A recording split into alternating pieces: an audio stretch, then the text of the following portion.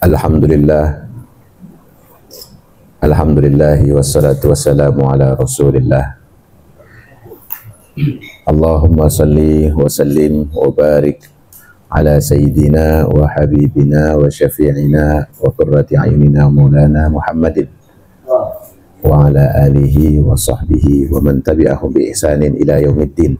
Subhanaka la ilma lana illa ma 'allamtana innaka antal alimul hakim. Rabbi shrah li sadri wa yassir li amri wahlul 'uqdatam min lisani yafqahu qawli. Amin ya rabbal alamin.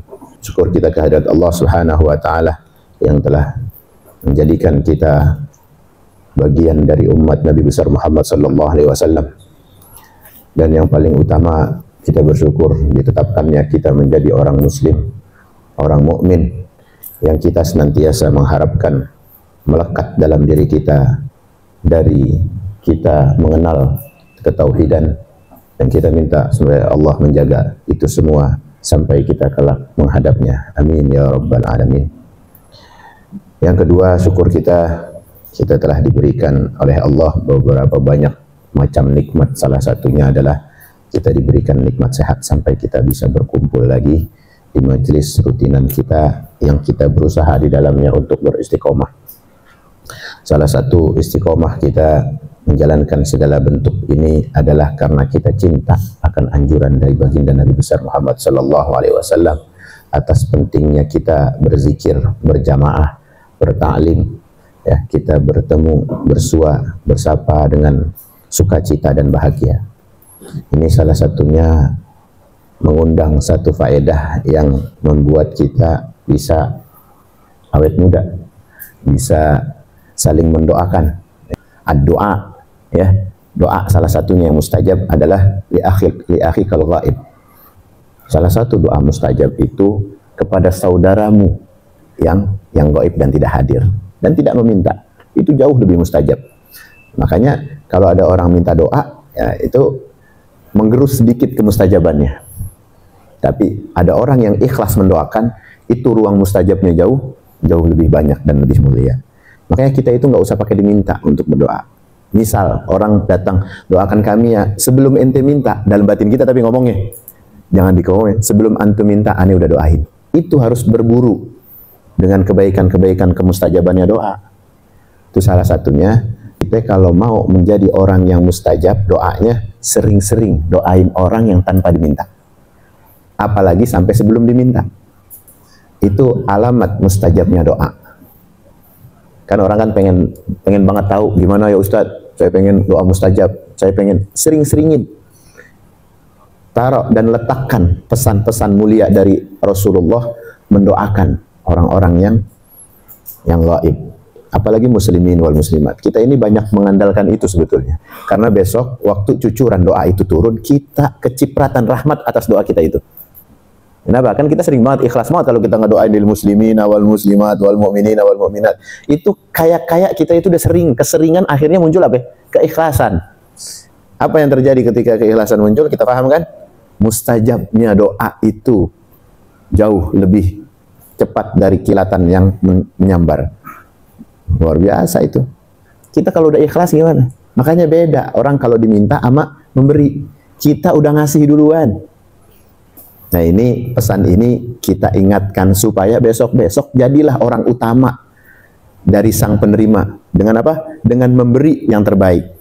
Kan orang kan menganggap bahwa penerima itu dianggap bawah atau hina. Tapi dia bisa menjadi mulia kalau dia mengembalikan pemberian lebih mulia lagi.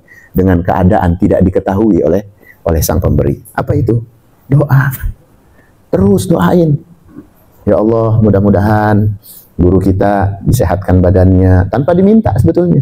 Terus yang memfasilitasi, terus kawan-kawan kita itu sebetulnya udah dari kita dulu mondok, udah diajarin kayak begitu. Makanya kita sampai melazimkan diri kita untuk mendoakan sebelum bermajlis, ya kan? Tadi yang kita kirimin ke Fatihah siapa? Para anbiya, mursalin, ya, orang-orang yang diutus, orang-orang yang diberikan hidayah. Ini pesan moralnya adalah ketika kita menerima, ya, pemberian, jadikan kita pemberi dalam keadaan sir. Apa tuh? Sir itu rahasia, diem-diem. Hanya kita sama Allah yang tahu. Itu pemberian yang di luar dari jangkauan yang memberi. Yang memberi kan mungkin ngasihnya, maaf ya bisa kita beli lah. Kalau ngasih duit berapa, kalau ngasih hadiah berapa, bisa kebeli semua. Tapi ketika mendoakan yang terbaik, itu yang dia tidak mengira. Itu yang dia tidak sangka. Makanya jadilah sang pemberi yang terbaik. Apa salah satunya? Sir, hati yang diam, dalam khusyuk kita mendoakan kepada Allah. Efeknya apa? Efeknya kembali kepada kita. Orang kalau didoain mustajab, malaikat itu mendoakan kita jauh lebih banyak. Kalau kita ngelihat ada orang di jalanan yang nggak punya motor, nggak punya mobil, kita doain, ya Allah, mudah-mudahan usahanya maju, usahanya lancar, dia punya motor, dia punya mobil. Kalau orang lagi jalan kaki nawar-nawarin kerupuk, doain aja yang baik-baik. Ente tahu yang diaminin sama malaikat apa? Yang diaminin sama malaikat ente duluan. Walaka bimithil wa aksar.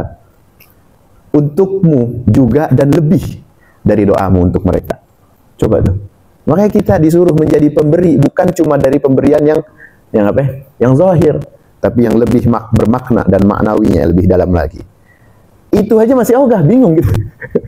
Dengan cara diam aja masih ogah, pelit banget jadi orang. Nauzubillah. Jangan pelit sama doa. Ya, sebetulnya orang yang bakhil, dia telah bakhil sama dirinya sendiri. Kita ini diajarin untuk royal. Jangan suka hanya menadahkan tangan kita. Orang muslimin wal muslimah doain, kita tinggal amin, amin, amin. Tapi kita kurang untuk menjadikan kontribusi kepada muslimin dan muslimat. Di dalam diam kita, di dalam tahiyat kita, di dalam sujud kita doain. Karena kita bagian darinya.